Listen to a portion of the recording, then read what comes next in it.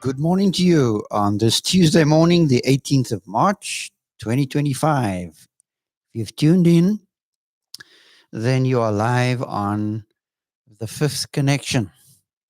We broadcast every morning at 8 o'clock, no longer at 7, at 8, when a lot more are alive and well. They are bright eyed and bushy tailed, not bleary eyed and bushed. So we're going to continue right along in our talking through the storyline of the book of Hebrews. A number of months ago, we had to put off or set off a number of aerosol bombs in our home because of a cockroach problem. Down on the coast, it is quite a fight against cockroaches, and we did 3 of them. Put one in the attic, set it off, one on the first level, set it off, and one on the ground level. And when we came back a number of hours later, of course, voila, a number of dead roaches. It was part of the decontamination process, since none of us like creepy crawlies, not of the pool variety kind, creepy crawlies that clean swimming pools, but the 4 and 6-legged kind. Well, right here in chapter 9 of Hebrews, we've got a story that is unfolding.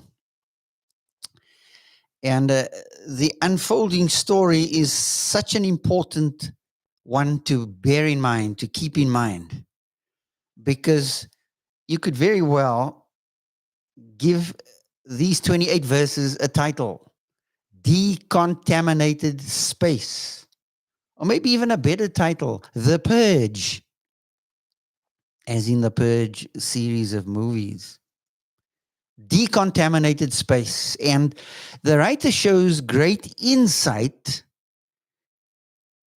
into the mental architecture of Hebrew culture, because he goes in quite deep, and non-Hebrew minds find this minutiae about the tabernacle, its component parts, its furniture, the construction of the tent each time when Israel stopped and started and stopped and started, becomes quite overwhelming. But he does so because these believers, these followers of the way, stand in danger of defection, of defaulting, of going back to the old ways, of adopting an obsolete paradigm, an obsolete ism in trying to make sense of what's happening in their world, because reality was crashing in on them at breakneck speed. Persecution. They were between a rock and a hard place, and they stood in danger of falling back, falling away.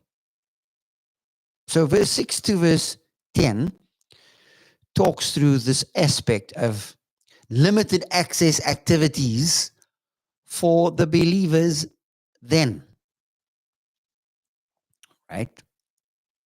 There was limited access because the priest and the high priest had stringent stipulations placed upon them. The high priest could go in continually making atonement for the people, but the high priest could only go in once a year, and under great, great stipulation that came within inches of his own life being taken if they were violated. And so verse 6 to 10 is really setting us up for verse 11 to 28. But we pick up now in verse number 8, because we looked at limited access activities, and now we're going to look at limited sanitation services. Those of us who grow up in the city, or have grown up for most of our life in the city, know very little about what it looks like when there are no sanitation services of any kind in a rural setting, for example. My kids were disgusted one year. It was 1999. We took them down on a trip along the coast, the southern coast, all the way from East London to Oudtshoorn. And they were shocked when they came to a number of these outlying places, and they had long drops because the kids were used to water flushing toilets and all that goes with that. So watch the privileges that were curtailed right here in the old order. Verse 8. By this, by what? The regulations upon the priests and the regulations upon the high priest in terms of ritual duty. By this, the Holy Spirit indicates that the way into the holy places is not yet opened as long as the first section is still standing. What first section is in mind? Well, the holy place is still in view. It's not yet opened. So there's no free access into the Holy of Holies because the first section still stands. And incidentally, in verse 9, this is symbolic of the present age. Now, present age for Hebrew believers was the old order. Prior to the cross, prior to the resurrection, prior to all the new things that have come about in the new order. If you still feel closer to God because you are hanging on to old order kind of stuff, well, you're in for a surprise. The same way these Hebrew believers were. Because now he's showing them that what Christ has done is something totally different. Verse 9 goes on to say, according to this arrangement, gifts and sacrifices are offered that cannot perfect the conscience of the worshipper. What Christ has done has impact and effectiveness on the conscience of the worshipper. The old order could only reach to externals, but couldn't touch the inner life, couldn't cleanse the inner life. That's why all the instructions in the book of Leviticus, for example, had to do with the purging of space, the Holy of Holies, the holy place. Then eventually the temple. Well, believers are sacred space today. And what Christ has done touches the internal, perfects the conscience of the worshipper. Because verse 10 says, but those arrangements, gifts and sacrifices, deal only with food and drink and various washings. These are the libations, the washings, and regulations for the body imposed until the time of Reformation. What Reformation?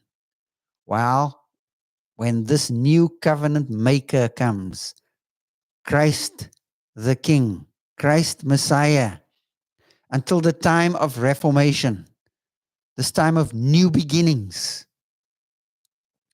Because you see, if you get stuck in the old order, you are going to engage in things that are no longer of necessity and do not count any longer.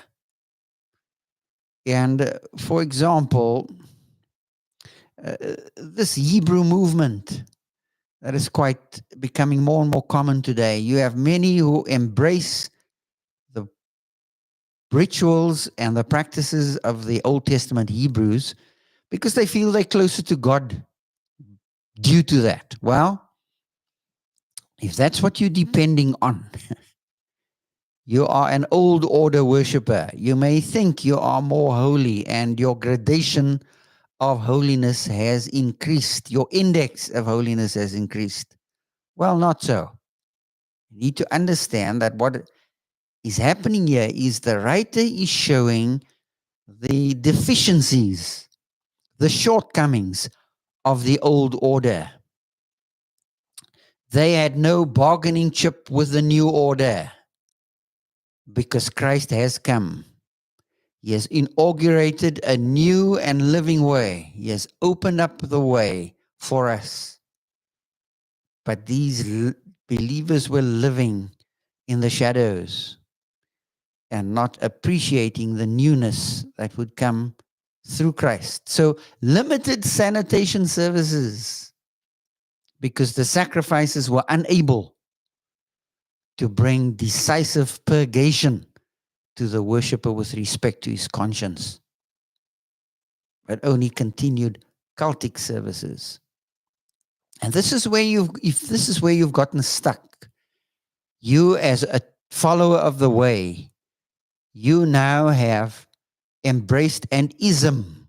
You've embraced a post-biblical filter because it makes you feel secure and it gives you high certainty. Because isms do that. Ideologies do that. They provide high propositional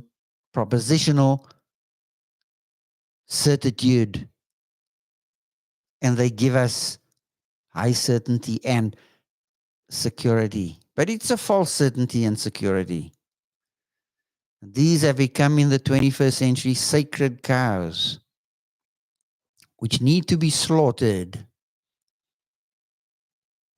Any ism is an idolatry of ideas. It does not matter how sacred sounding it is, because it really becomes bumper sticker theology. We are given to quotations and slogans. A slogan is a death cry, a cry from the dead. Sloa Gerim, that's what it means, a cry of the dead. And we embrace these slogans because they are high sounding. They give us a foothold of security. It in-groups us real well. It makes us feel good because we have a sense of belonging.